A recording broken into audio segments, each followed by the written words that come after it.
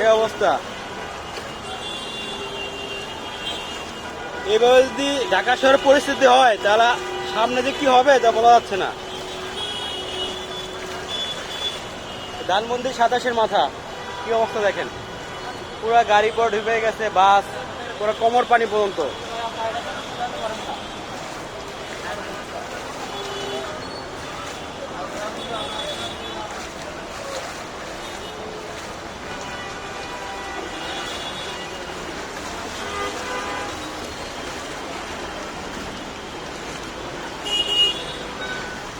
সাবধানে যাই না।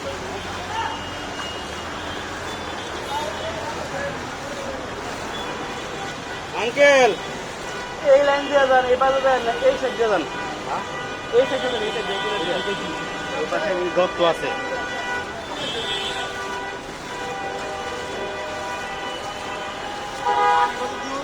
ভাই অনেক দূরে, সুপ্রভাত থেকে আইছে এইভাবে পানি, কিন্তু আপনি যাইতে হবে, এছাড়া উপায় নাই ভাই।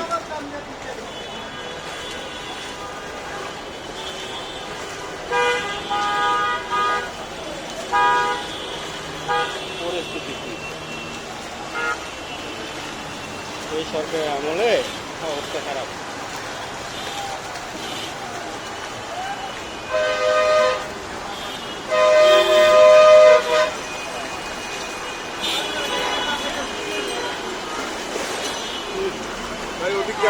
ও ভাই যাইতে থাকেন খালি।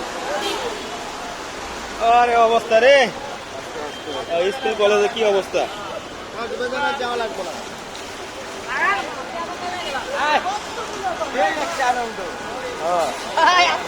তো ঢাকাতে কক্সবাজারে ফিলিং পাইতেছি আমরা, ফিলিংস।